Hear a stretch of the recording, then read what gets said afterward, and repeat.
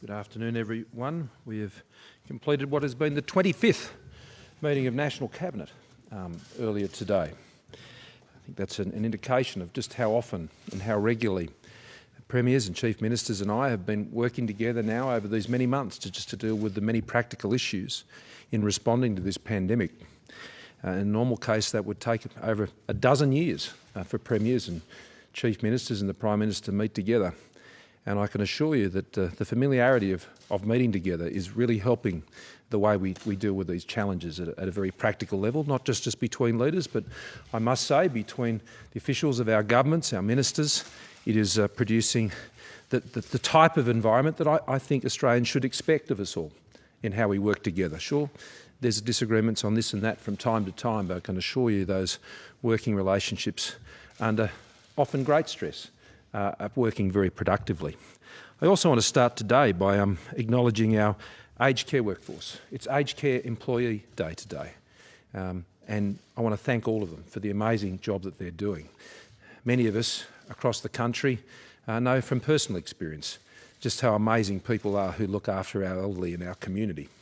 They are a true inspiration, and at a time like this, particularly where they're working under particularly extreme pressures, as we've been seeing in Victoria recently.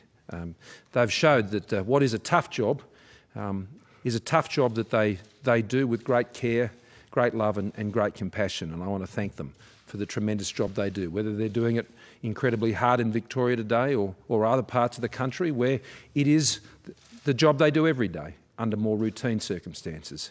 A terribly important job, and we acknowledge the great contribution they make to our country and to the care of our elderly. Earlier today, the Treasurer made the announcement regarding the extension of JobKeeper arrangements, the changes in the eligibility rules. I was able to brief the National Cabinet on that today.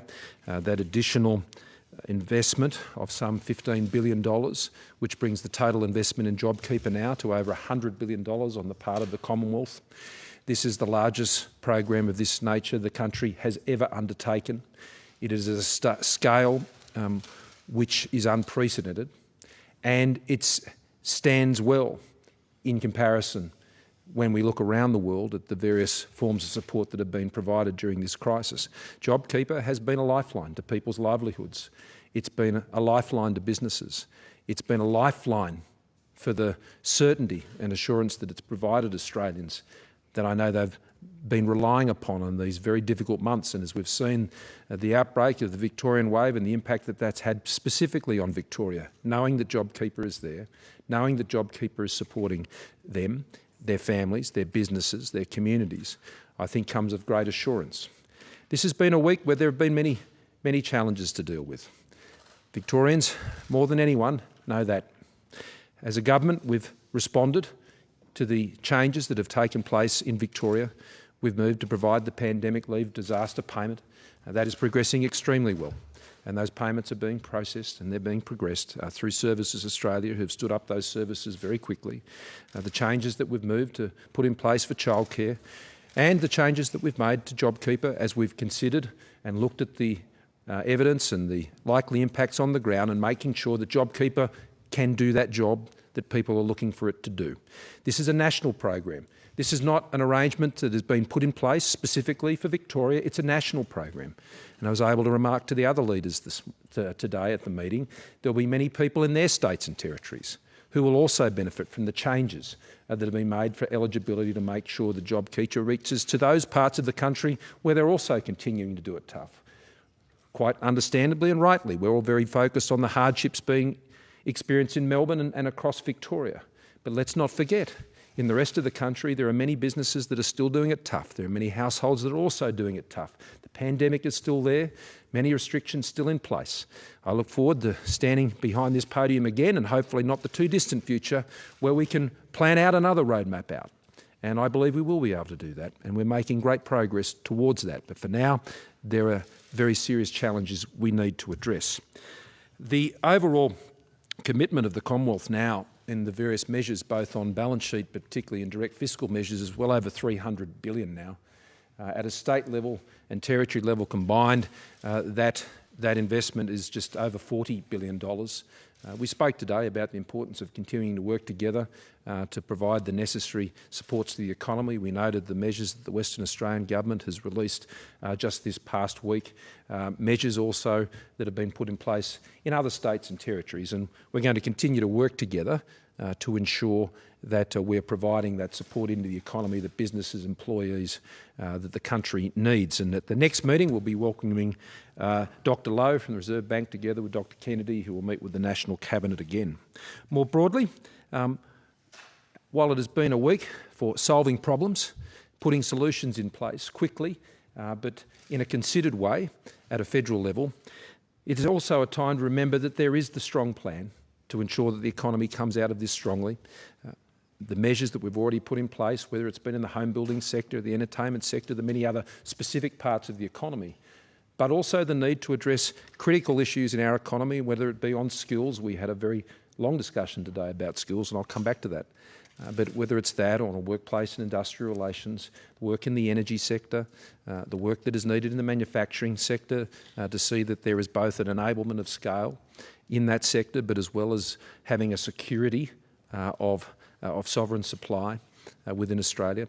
All of these issues are part of our plan, and I want Australians to have that assurance that while we are in these, again, very dark times, places we're not unfamiliar with through this pandemic, that the governments are working together, and I can assure you the federal government has a very clear and strong plan for the road out to assure that Australia will emerge strongly from this.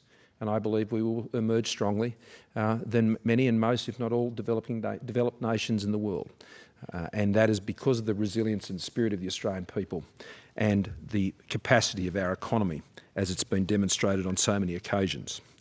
Specifically today, there was quite a discussion from the Victorian Premier updating his colleagues about the nature of things in Victoria, and there was an appreciation to the strong support provided by the Commonwealth and the other states and territories to assist in Victoria.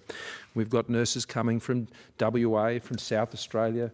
We've got support out of the Northern Territory, more coming from Queensland, testing and tracing being supported in New South Wales and Tasmania.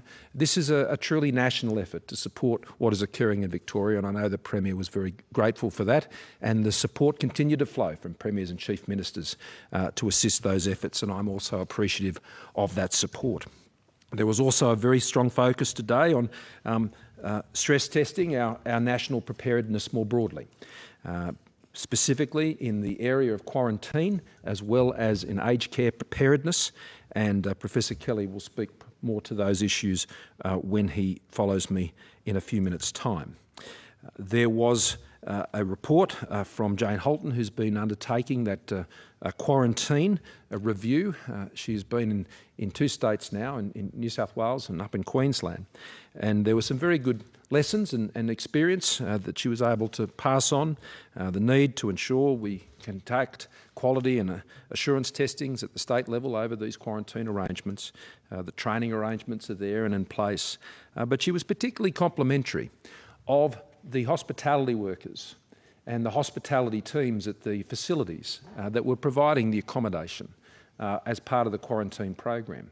And that the way that the hospitality and hotel sector in Australia have gone out of their way to ensure that people who are in quarantine are treated as guests that like to see the meals menu rotate every couple of days. So they're not the same choices every night. The attention to detail from our hospitality professionals, she particularly pointed out, and I think that's worth acknowledging here today.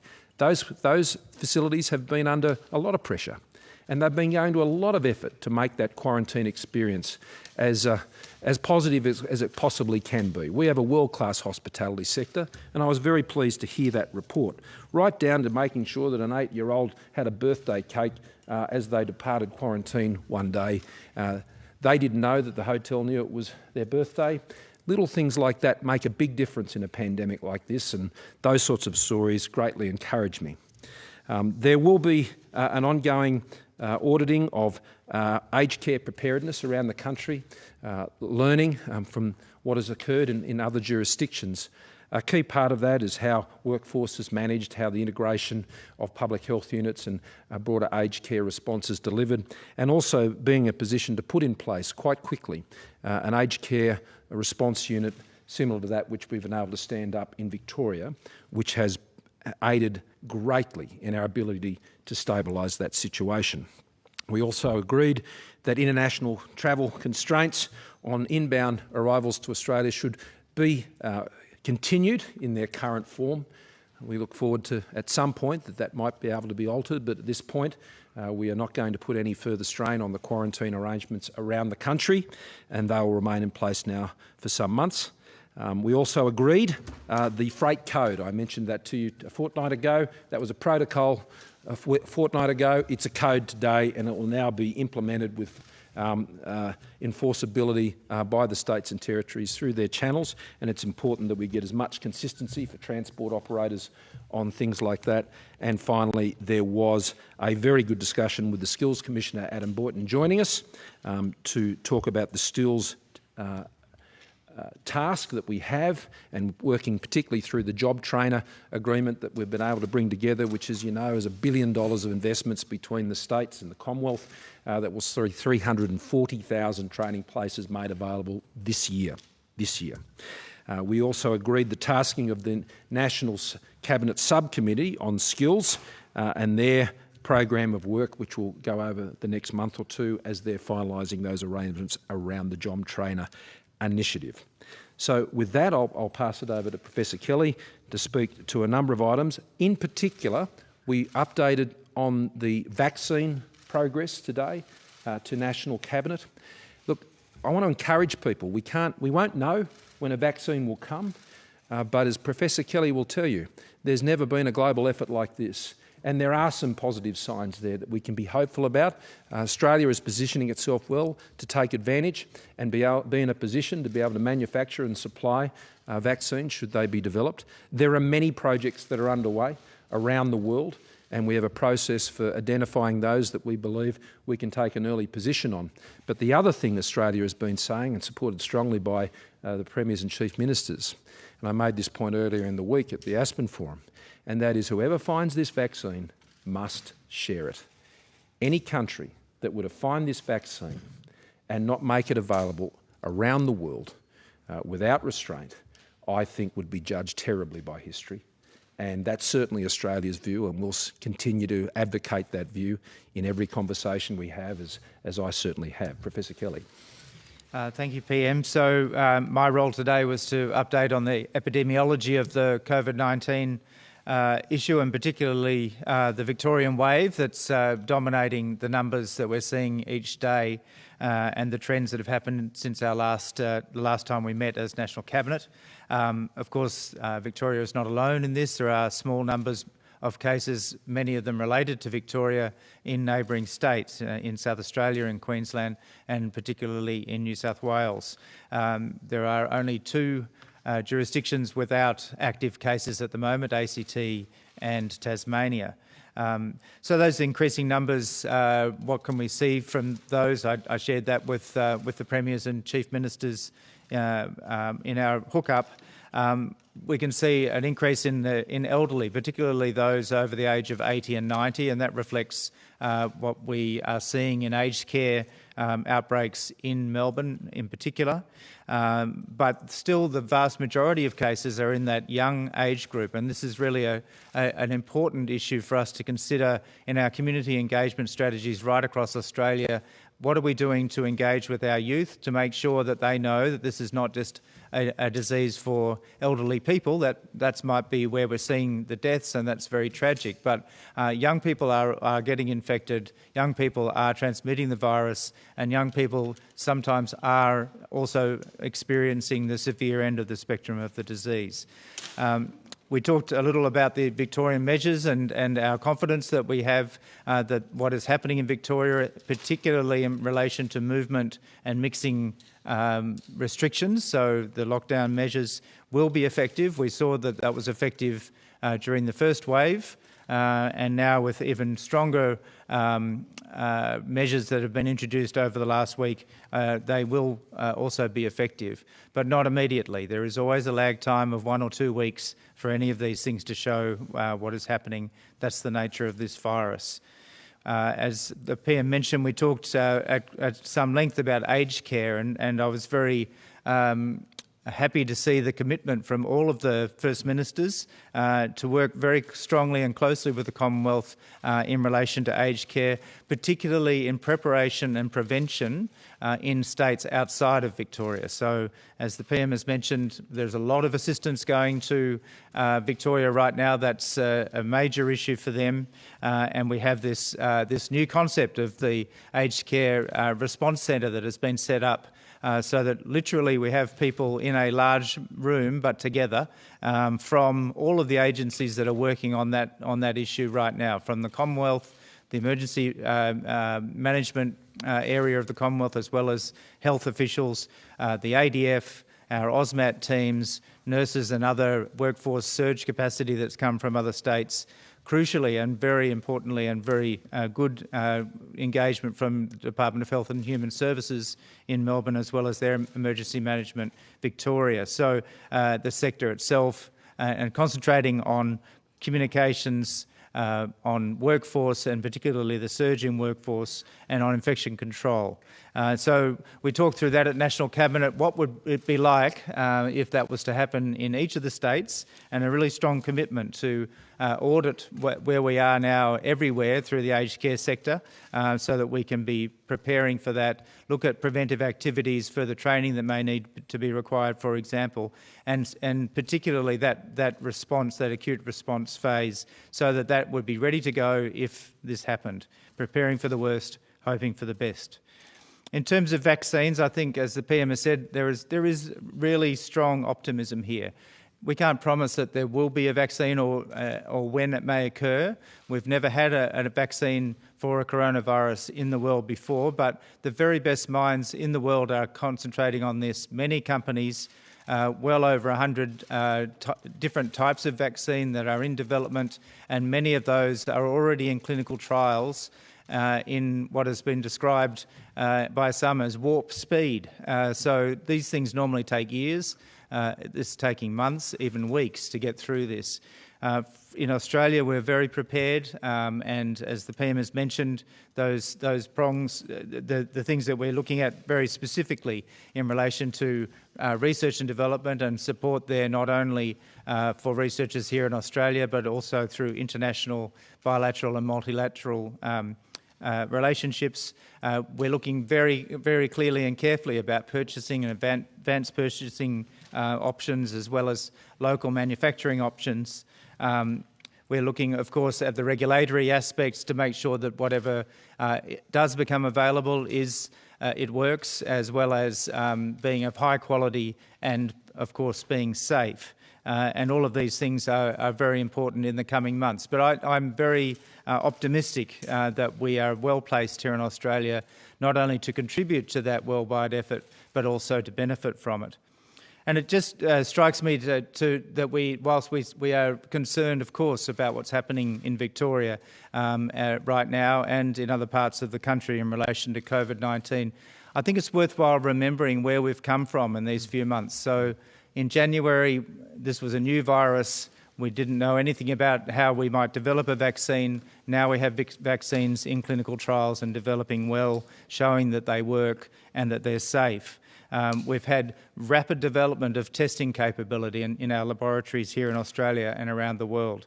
Our public health capacity has been increased and improved, and we've seen particularly a very well-developed plan to know when things are needing to be further developed or responded to. Huge amounts of stock coming into our national medical stockpile, not only personal protective equipment, but also life-saving drugs that we are now know can work against this virus. We've had an increase in our hospital capacity through the private health hospitals in particular, but also through training and purchase of ventilators, for example, in intensive care. We've got telehealth that's available right throughout Australia, and so there is a lot that we can be confident about, that we are prepared and indeed using those capabilities right now in Victoria, and particularly in aged care in a very coordinated and supportive and responsive way. Thank you, Professor Kelly. Happy to go to questions. Michelle. Prime Minister, there's been an increasing feeling within some sections of the Liberal Party that measures are going too far, particularly in Victoria. David Kemp, a former Howard government minister and party elder, wrote about this week, said the federal government should call out the situation in Victoria. What is your message to those Liberals who think that the health response is putting the economy too much at risk? Well, I've said from the outset that we're managing two crises here. We're managing a health crisis with the pandemic, and we're managing the economic recession that has flowed from that.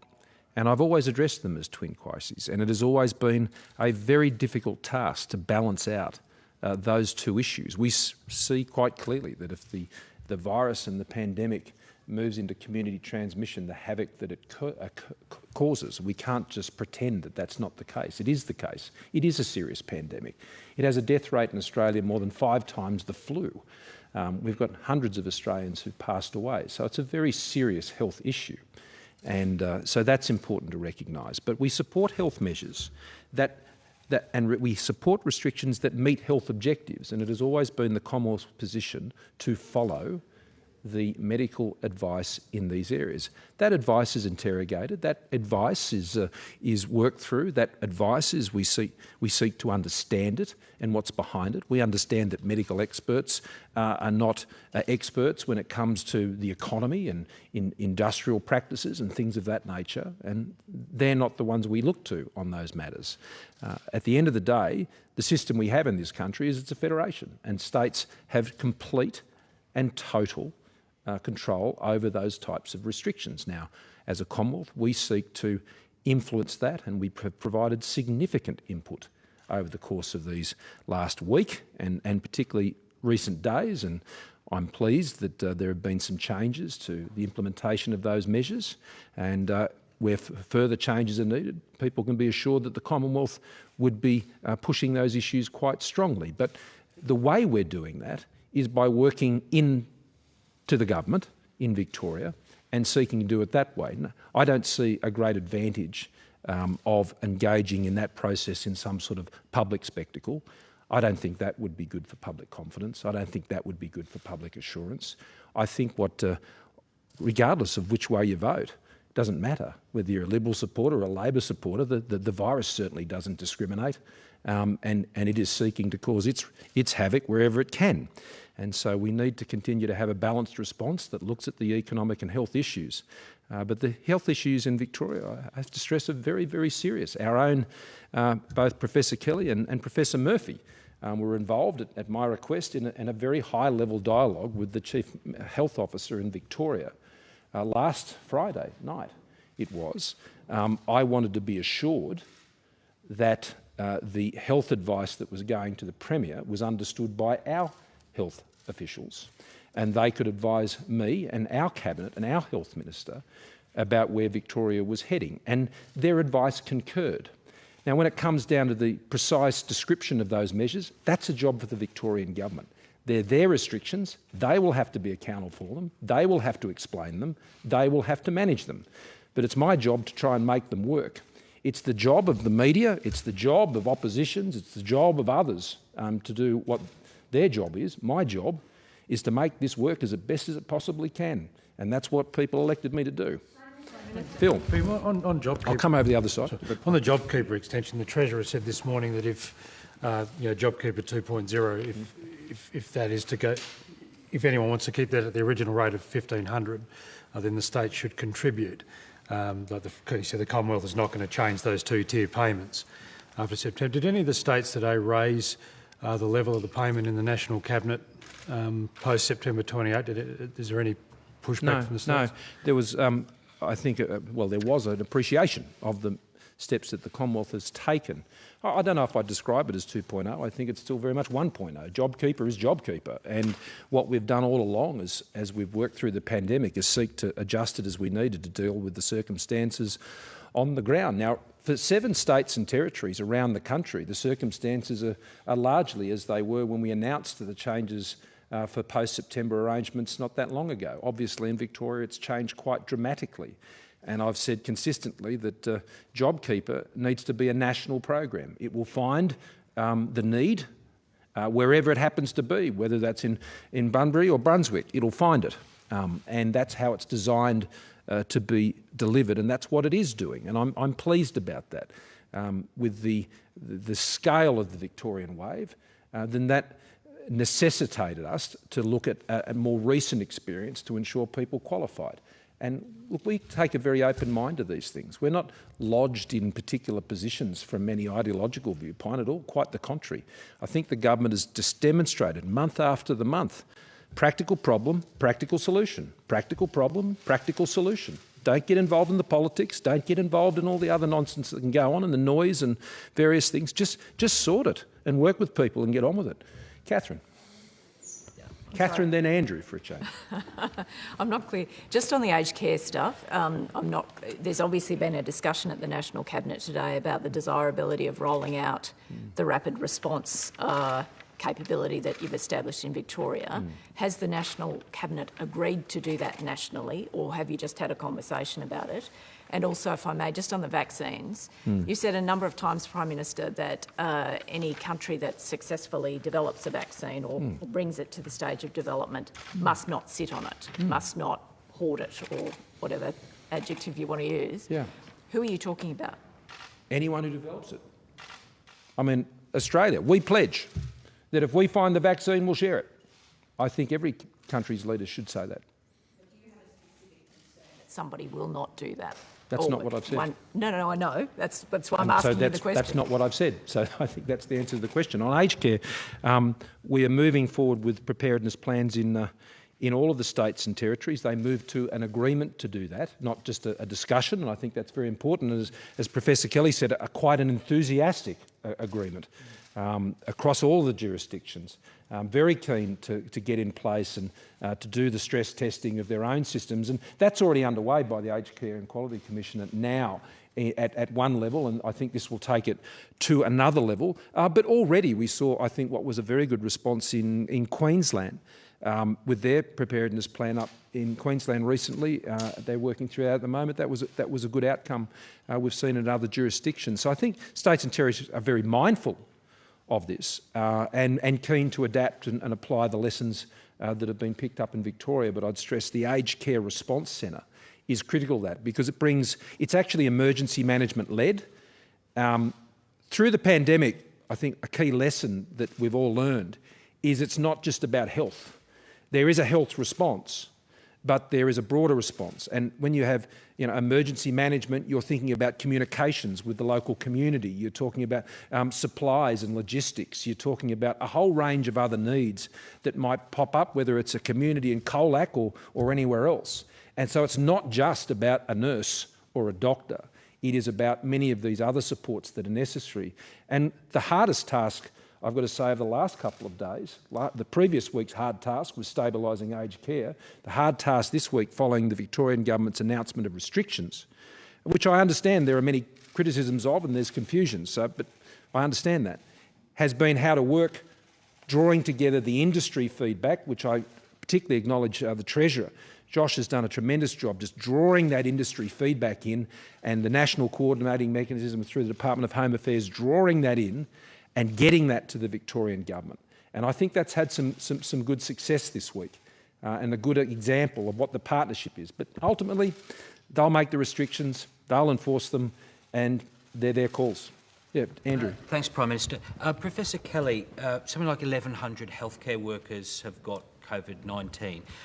What's the discussion inside the HPC and elsewhere, maybe National Cabinet, about the appropriateness of mask use and whether P2 and N95 masks need to be deployed to stop this happening elsewhere?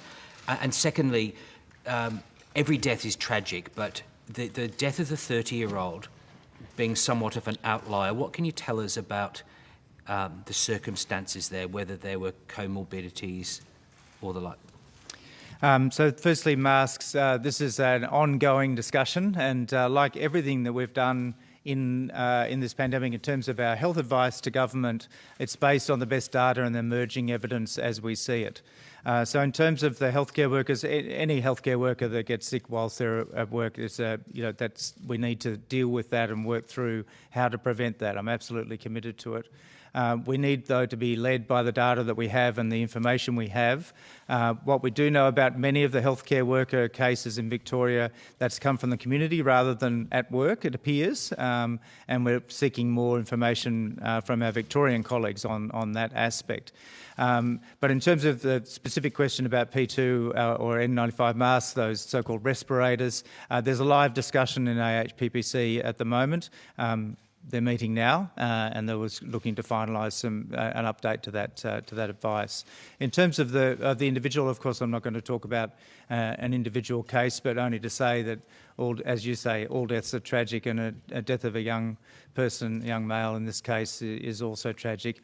There were some comorbidities, but it does actually stress what I said before. This is not only an old person's disease. This is a disease for all of us, and whilst most people only have asymptomatic or mild cases, occasionally they're severe, and occasionally it can lead to death.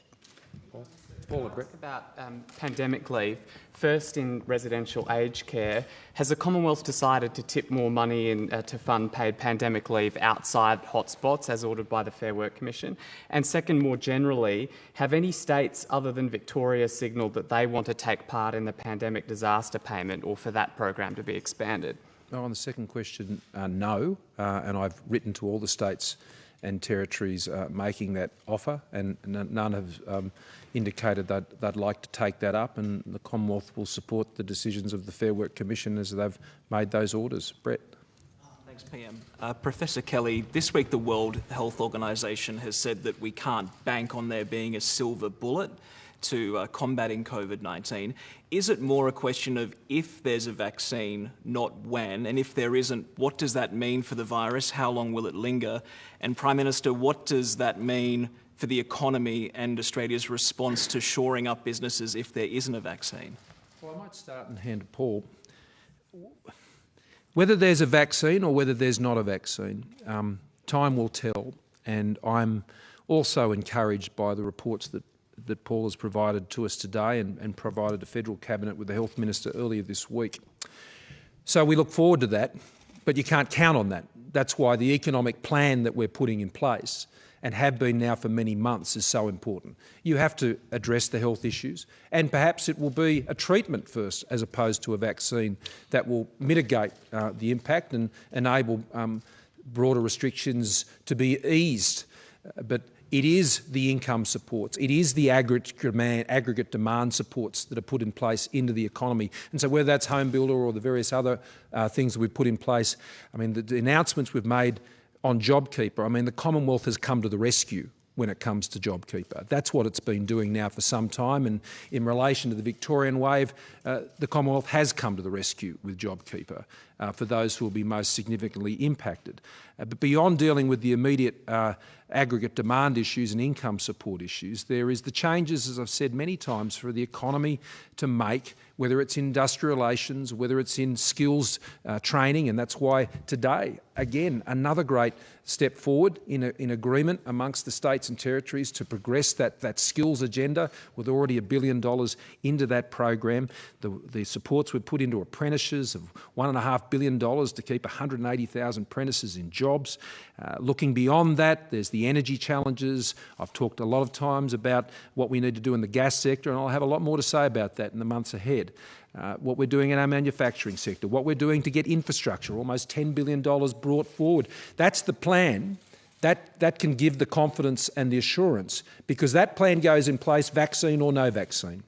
And operating in a COVID-safe economy is then the challenge, and that has training elements, that has workplace practice elements, and it has how we adjust supply chains and how we change how we do business. The digital economy gives us great opportunities to move. In any crisis, there are always opportunities for businesses, and making sure Australian businesses are in a position to achieve that, I think, is very important. So there is a broader plan when it comes to the economy, and that continues to be rolled out, vaccine or no vaccine. But we're also putting the effort into the vaccine because obviously our economic plans are accelerated significantly by that being in place. We can't allow our economy to atrophy during this period. JobKeeper has been, and the cash flow supports have been so important to that end, ensuring that we can keep our economy ticking over, even at very low levels. And in this last week in particular, the discussions the Premier and I have had have been about trying to keep the economy, even in Victoria, at a level of operation which will mean on the other side, when we come out the other side, we're not making it harder on ourselves to see it re-emerge. But Paul? So silver bullets and crystal balls, I don't have either. So what's going to happen into the future will be the future. What we have got in front of us, and a very detailed plan about how we can get in the game, if you like, in terms of vaccines, and making sure that we are ready to have one if it comes. So that's on vaccines. And as I said, I'm much more hopeful than I was even a few weeks ago in relation to that. In the last couple of weeks there have been published papers, so not just speculation or announcements by certain companies or universities, but actual published papers demonstrating that there are several different types of vaccine that are now absolutely developed and appear to be effective, at least in terms of making antibodies against this virus, and that they remain for at least a few months. We don't know about the long term yet, and that will be something we'll find out as time goes by. We know that those initial trials at least show that there is a good safety signal. So there's much more work to do, but it will be part of a plan going forward. But just as the PM has said about the economy, we don't have all of our eggs in the basket of a vaccine. We have our suppression strategy. It's served us well until recently in one state, and in four jurisdictions, we still have no community transmission, which is our aim of that suppression strategy. And in the other ones, other than Victoria, the control is remaining very strong. So we have all of those things, not just a silver bullet. Sam? Today that you were concerned about the speed with which Victoria was handing over data in recent weeks, the speed of contact tracing, and reports that some federal authorities thought that it was bordering on obstruction, that they got much more information when Alan Cheng came on board. Is there any truth to that, and how important is it that all states share that data in a transparent manner? Well, there's a lot of speculation in that report, and I'm not about to comment on things that people speculate about.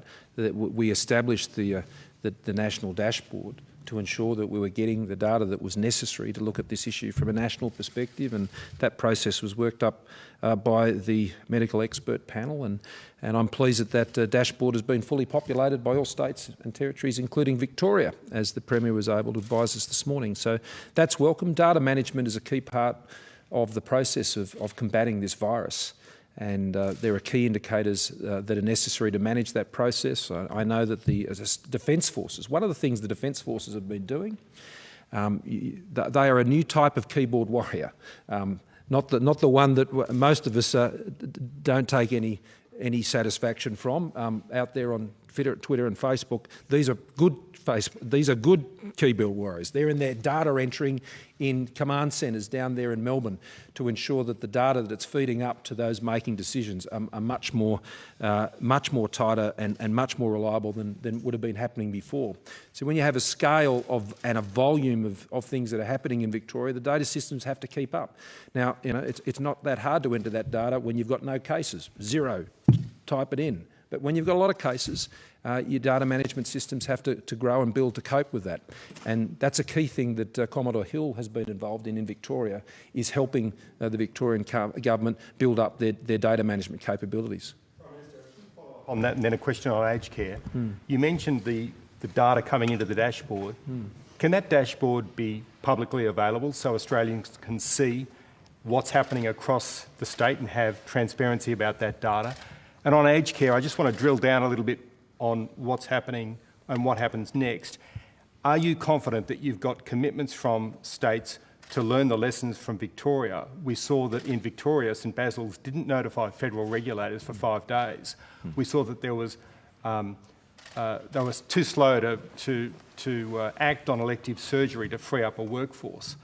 Have you actually got commitments from states that they will notify immediately of any cases in aged care and make a workforce available if there are outbreaks?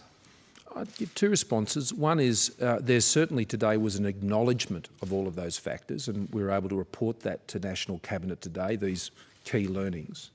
And there was certainly an acknowledgement, Paul, wasn't there, of those factors. And what we agreed to do today is over the next fortnight translate that into a codified national preparedness plan that sort of brings all that to a head and ensures that those commitments are in place. But I've got to say I'm not doubting that those commitments will be there at all.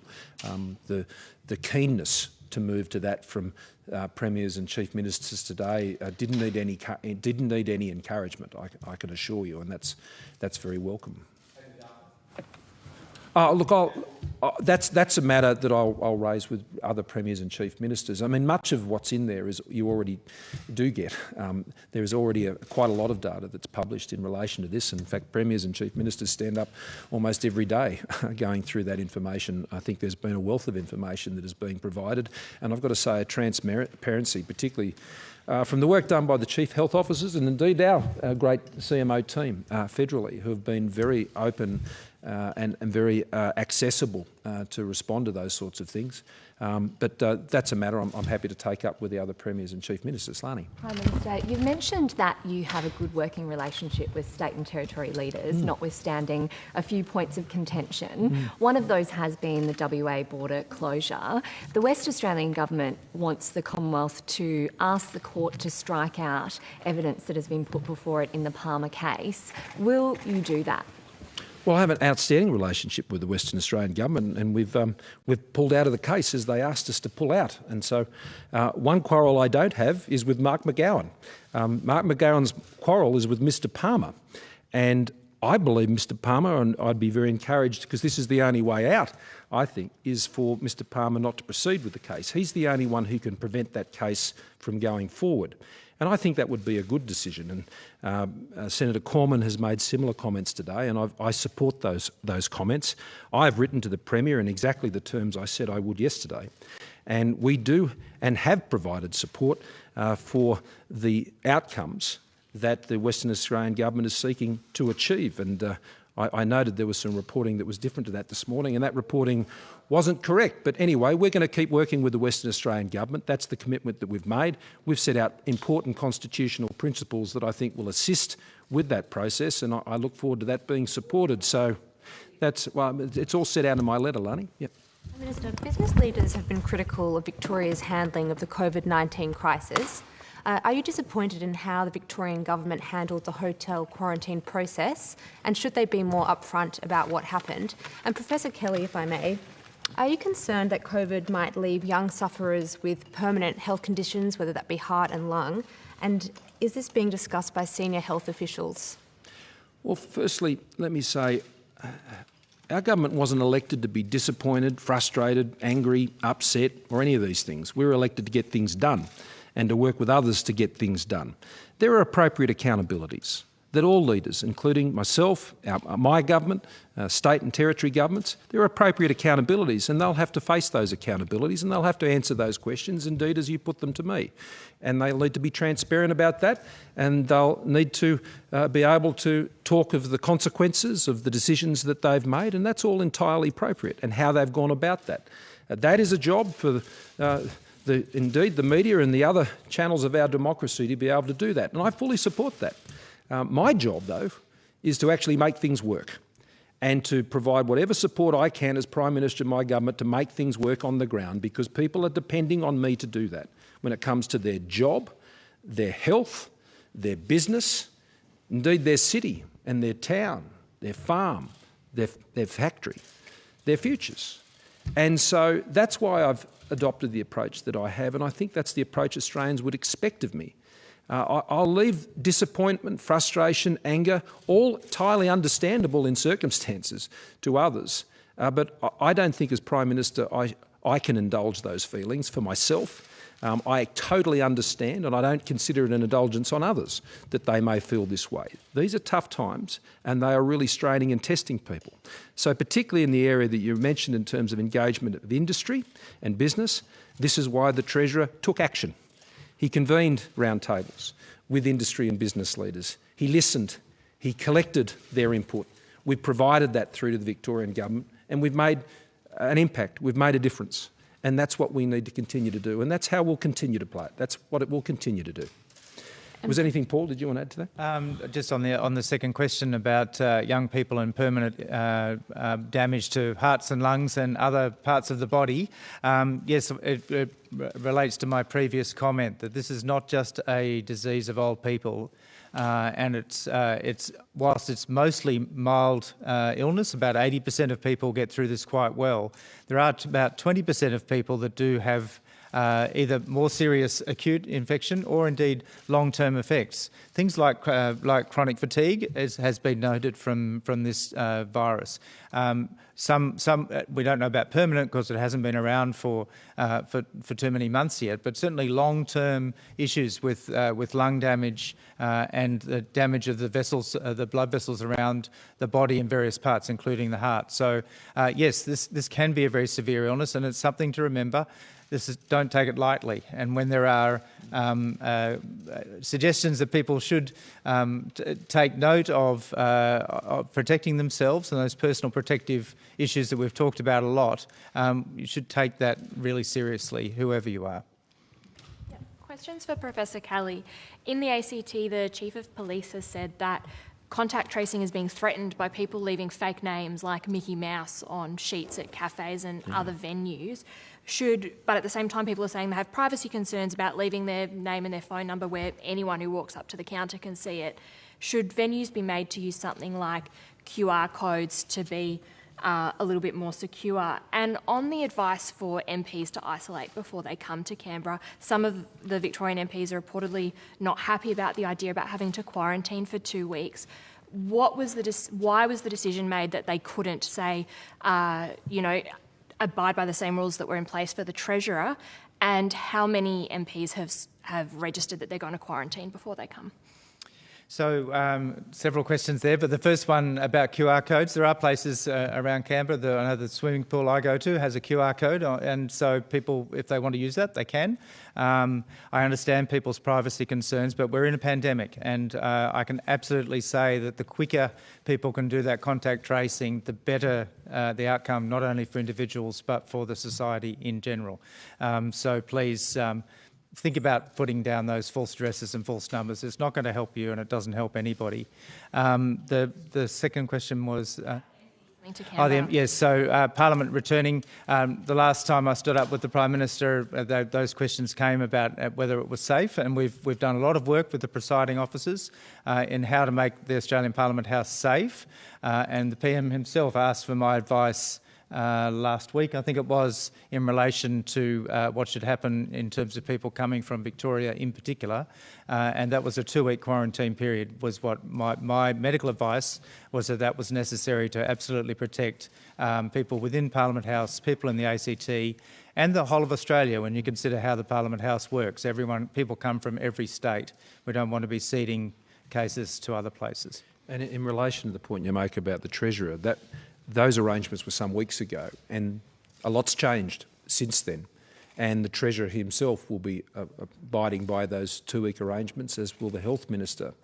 And look, I understand that can be a frustration. I mean, for many of these members, that means they'll be away from their family for a month. And, father of 2 young children, I understand that. I don't see them that regularly either these days either. But I'm sure all members of Parliament will understand their responsibilities here. I'm pleased that the advice has been that there's an option to do that quarantine in Victoria before heading up to Canberra, but that also has some strict arrangements around it, and I'm sure that will be adhered to. The Parliament will meet. I said it was always my intention that it should meet on the 24th, and it will. It won't look the same, but it will meet.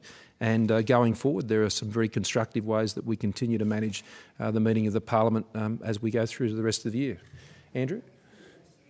You mentioned in your opening remarks about stress testing, quarantining. Can I just clarify what you actually sort of meant by that? those comments, what that entails. And to Professor Kelly, you talked about your growing optimism of getting a vaccine.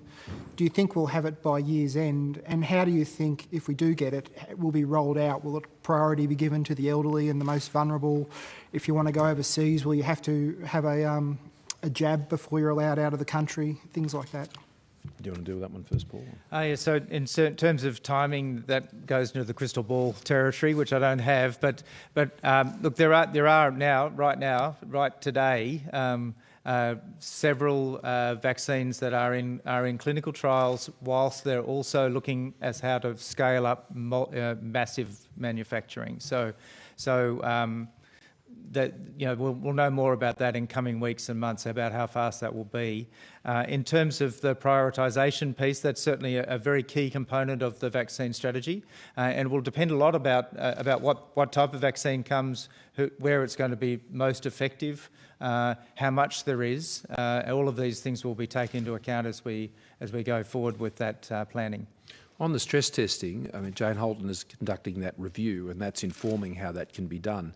One of her observations today was the need for auditing and assurance of what is being done by states and territories with the management of their quarantine, and that will go to issues of the security, of the training, of the performance on PPE, and all of those types of procedures. I mean, Jane's done some great work already, and that will inform how states are able to follow through on those things.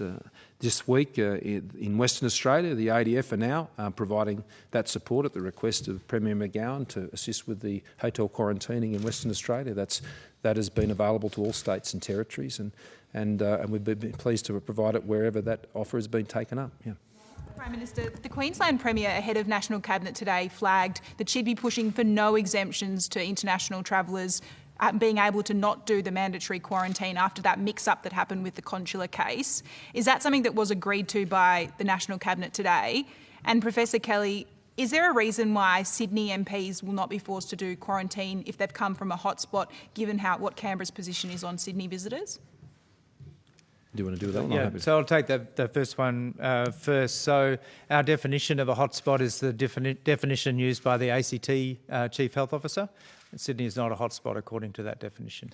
And on the other matter, no, I wouldn't say it was raised in that way or addressed in that way today, and that actually wasn't a consular case. That was the movement of an individual who wasn't even travelling on a diplomatic passport, and that individual had been given authorisation for travel by the Queensland Chief Health Officer. So I think those issues are quite separate, but in terms of how consular issues are managed, and I've made that point earlier in the week. Time for one more and then... Yeah. Thanks, PM. Will you consider Labor's proposal for digital participation for Victorian MPs? And Professor Kelly, should Queensland MPs, federal MPs, self-isolate when they return to Queensland after Parliament, given Queensland has declared Canberra as part of the hotspot? So the second one is a matter for the Queensland Chief Health Officer. Yeah, and there have been border arrangements in Western Australia and other places for parliamentarians when they've attended Parliament before, and there have been arrangements put in place for those members, and that really is, though, a matter for the Queensland Government. On the other issue, I spoke about this with the Leader of the Opposition the other day. The Government had very similar thoughts along these lines, and I expressed to him the other day when we discussed it that we had no objection to that at all.